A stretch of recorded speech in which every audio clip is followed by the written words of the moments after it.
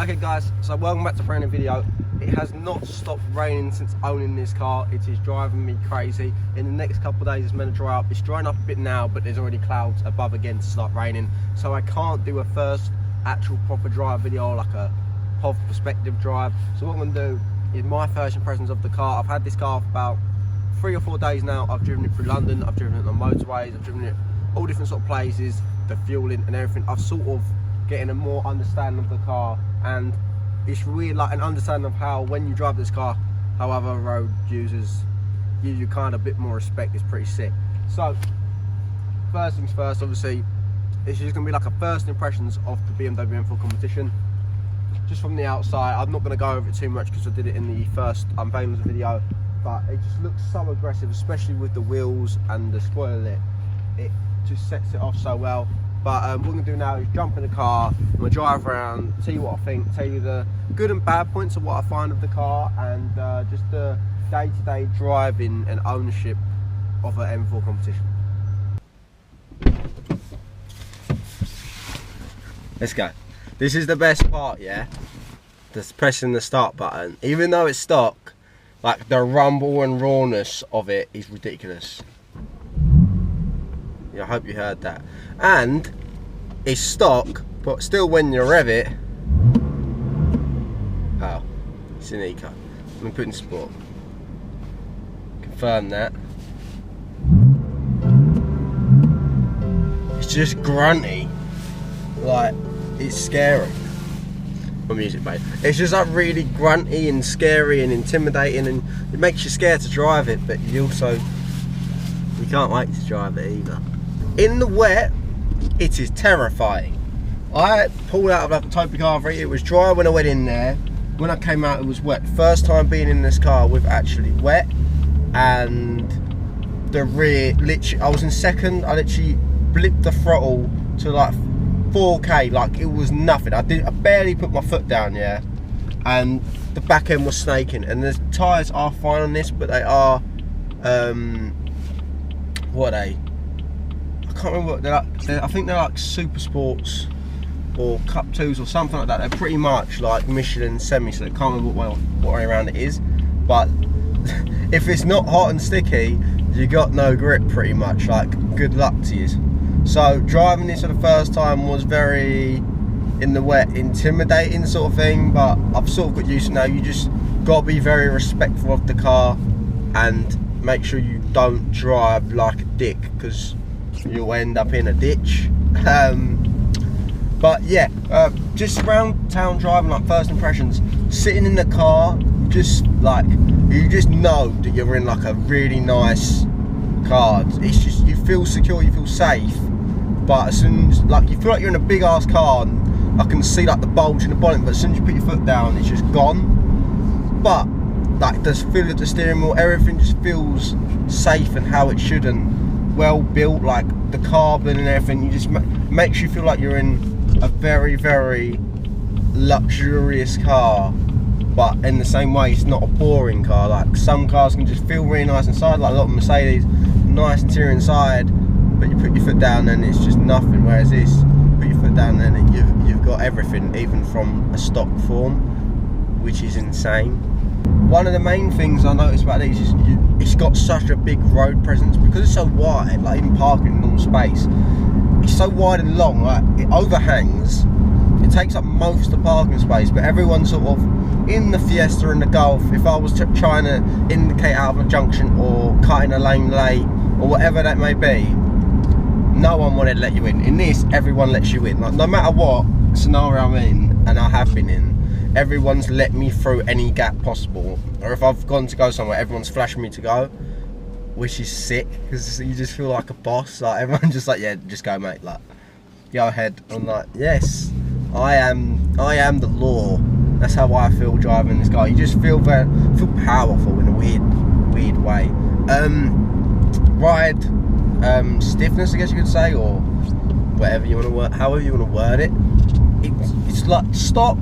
It's probably because I'm used to like my coilovers on my ST, which are the full hardness, and being sat in a bucket seat. This feels very comfortable to drive. It's hard when it needs to be, like I can change the setting and go stiff mode. I'll press it now and it goes Sport Plus suspension, and the dampeners just go harder and everything. You can feel the bumps and feel the road more for the rawness, but you can just press that button straight back and go straight back to just coasting down the motorway, not feeling a bump in the road or the cracks and stuff, which is the perfect dynamic between stiffness and race car. And I'm just cruising today. I just want to go to the shops. Same with the steering. One thing is the steering lock, shall we say, is same problem as the RS. You full lock and you still can barely turn around. So like manoeuvres in this car are just frustrating because you can't manoeuvre it properly because of how short the steering rack sort of thing is. But it pays off in the driving dynamic of it. It's so much more fun to drive and feels nicer at high speed. But just when you're just trying to do a manoeuvre and parking, it can get a bit frustrating. You're like, I'm on full lock. Why the fuck is this car not at the right angle yet? One that I was quite surprised by was like fuel efficiency or fuel economy. With the miles per gallon, I was driving it through London and it was guzzling fuel because stop-start traffic, it's got a stop-start anyway, just low revs, kept going and rolling, it was ridiculous. On the motorway, cruising at 70, it's perfectly fine. It's probably better than what my Golf R was, which is quite shocking. Like, for a 3 litre twin turbo, I was thinking this is going to guzzle fuel, where in reality, not bad at all. I was really impressed with it, and I was just genuinely quite shocked. I was like, wow, I thought this was going to kill me a lot more. Like, it's not bad at all, unless you're driving like a dick. Then obviously it's going to guzzle fuel, but it's going to guzzle fuel on any car you drive like a dick in, innit? So another awesome thing is the heads-up display in this. I'm going to like try and like lap over videos of what I'm talking about, but if you don't know what heads-up display is, imagine you're driving. If you've watched Need for Speed and they're in the Mustang and he's doing the he's trying to get to like 200 mile an hour, trying to get to like 240 mile an hour, right? And you can see the speed through his eyes, like from where he's sitting, you can see it coming through the windscreen. That is what it is. All the numbers, I can see the miles per hour, what I'm doing right now, in front of me in the windscreen pretty much, and the speed zone area. If I've got the sat-nav on, the directions will come up next to that as well. If I want to change song, that will also come up there. So it saves you looking at your clocks. You'd never need to look there, you can look up. If you put it in Sport Plus, you also see your revs as well. You'll see your rev gauge, so you know where the red line is. All right in front of you. You never have to take your eyes off of the road, because I'm very bad for that. I always look at the clocks and then I'll get distracted. But when you drive one of these, everything's right in front of your eyes. You don't need to look anywhere else but straight ahead. And I think that's such a good driving feature.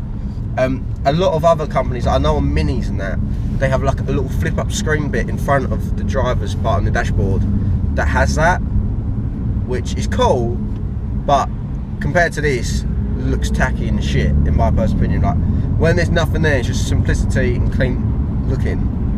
It is perfect. It's just so good, and I never thought I'd love it as much as I do, but it is so nice to have. Like, when I drive my Fiesta tomorrow, I'm literally going to be in it like, ah, this is shit now.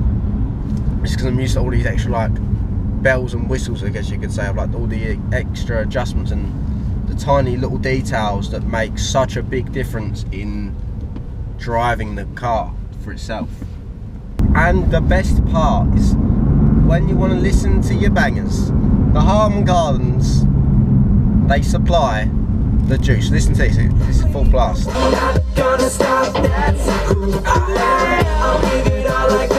Bangers on bangers, supplied by the Harman Gardens.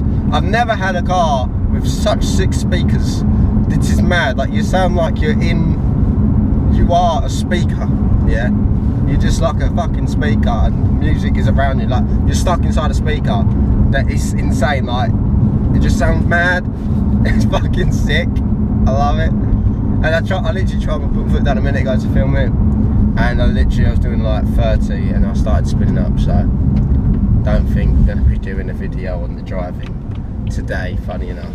So I think that pretty much describes my first impressions on the M4 competition very well. I love it, love everything about it. I think it is perfect in every way. Obviously I'm going to change bits to it, That's my job to do that. There's literally, if I didn't do that, it'd be a waste of car to me. I just quickly want to say, before I end this video, a massive shout out to everyone for the likes and comments and the support on the last video, because there was just, I could barely see, like I saw 1 or 2 negative comments. Obviously always gonna get them little dickheads, but the majority of you, like 99.9%, were positive and very happy, and I'm glad people were happy with this car. So when I got the Golf R, I had shitloads of dislikes on that video. I don't know how many there was, but there's quite a lot. But yeah, it's great to see a lot of positives coming from you guys, and I can't wait to do more with this and develop it, and you guys enjoy the journey with me, and hopefully maybe buy one for yourself, because I think they are fucking sick. So yeah, smash a like on this video if you enjoyed. Comment down below what you want to see next, and what you'd like to see me do to the car first, or whatever that may be. And make sure you hit that subscribe button. Check out the Patreon for early access on all videos. Make sure to check out B7 Performance for any parts and a free lanyard with your order. So with that being said, thanks for watching. See you in the next one.